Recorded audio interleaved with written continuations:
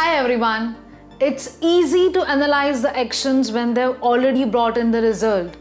But it's difficult to be the harbinger of outcomes based on future reverberations. And that's what we do. So today, following on the same principles, instead of discussing how Gautam Adani's past actions made him so rich and Adani Group so big, we'll actually be analyzing how Gautam Adani's geniusness reflected in the Holcim Cement Acquisition, which will iron out the cement industry's issues, change the shape of cement industry in India, and make him the indisputable cement emperor in the nation in the upcoming years. In the year 2012, the Competition Commission of India imposed a hefty penalty of more than 6,000 crores on 11 leading cement organizations in India on charge of cartelization. Actually, I feel that this is a cartel by some big people are doing in cement and steel. And this has government pondering over to set up a regulator for cement and steel industry.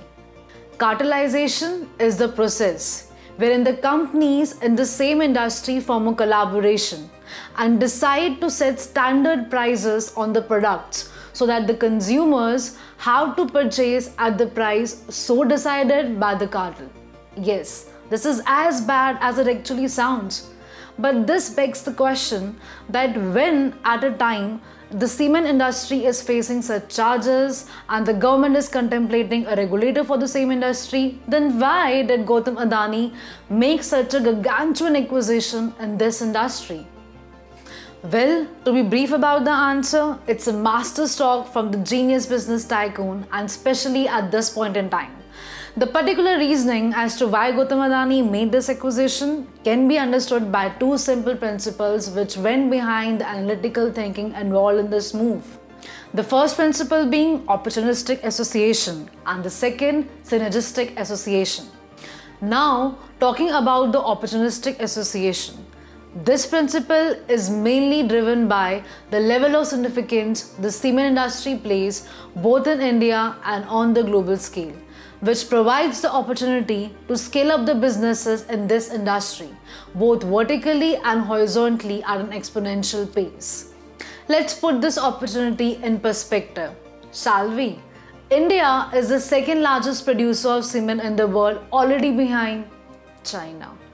And since our middle class population is expanding at a rapid speed, our per capita consumption of cement has the potential to grow from 240 kg at present to China's 1600 kg.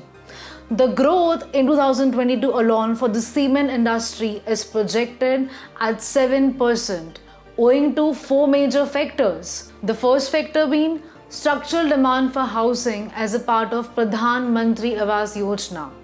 Second, government's push to expedite the national infrastructure pipelines with the mandate to use 25% concrete volume in creation of national highways, expressways and road projects. Third, large-scale requirements of developing warehouses along with the data centers to support the rapidly growing e-commerce business in India.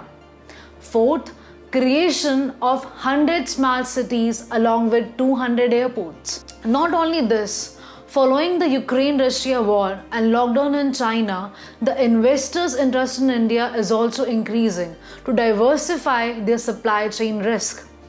India's cement industry also fares well right now for investments, especially in comparison to the next largest player, Vietnam, since the capacity utilization there, both in terms of production and talent, has already been utilized to full scale. It's because of these vivid opportunities which have basically paved path for the players in this industry so as to ride the wave of economic scaling in the next decade. Now coming on to the second principle, which was synergistic association. What if instead of Gautam Adani buying Holcim Cement, if it would have been any other major business power of India, be it Tata's or Ambani's? Why wouldn't it have had made even half rational entrepreneurial sense for them to take this deal up as it does for the Adanis? Well, the answer to this question can be traced to the wide empire the Adanis have spread out for themselves and the synergies these businesses create with this particular cement acquisition in three unique ways. Number one of the biggest looming issues in the cement industry, which also is the major cost anchoring pipelines, is the transportation charges for the raw materials like limestone rocks from mines, finished cements, and waste like fly ash to be taken to their destinations. To illustrate this with the pragmatic issues in hand, owing to the supply-demand issues, the government right now is in a fragile negotiation state with the South Indian cement manufacturers to fill the lacking supplies using the Indian Railways as the freight carriers.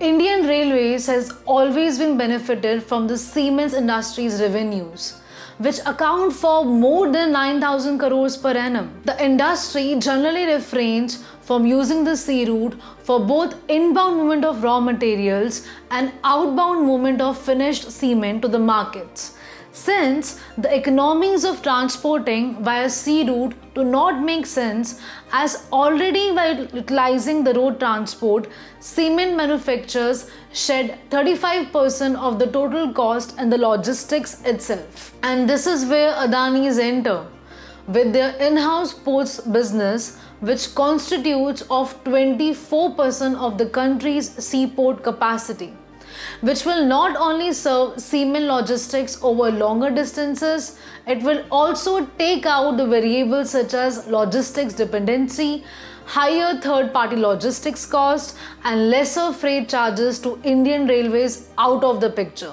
thus creating an efficient synergy and capability for the Adanis to serve even wider customer base than what their competitors are doing right now. Now coming to the second unique way, the concept of circular economy holds topmost priority for any cement manufacturer to incorporate in their manufacturing process, not only in India but all across the globe, since this helps in dispensing the environmental degradation risk which the industry poses.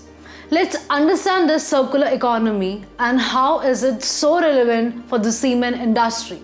Circular economy is a concept which instills a theory that natural resources have an infinite life period and in practical terms chalks out processes to reduce, recycle and reuse the resources in the cement manufacturing process. Cement manufacturing is highly energy intensive process and this energy is used for crushing and grinding raw materials.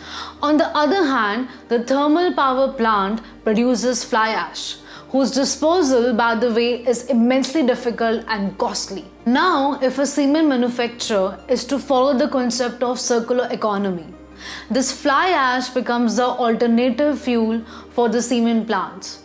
And I guess you know where we are going with this, right? This again gives out this big leverage to the Adanis, who are the largest private thermal power producer in the country with their 7 plants running. Tons of fly ash being generated from these plants is going to give them a dual-fold advantage.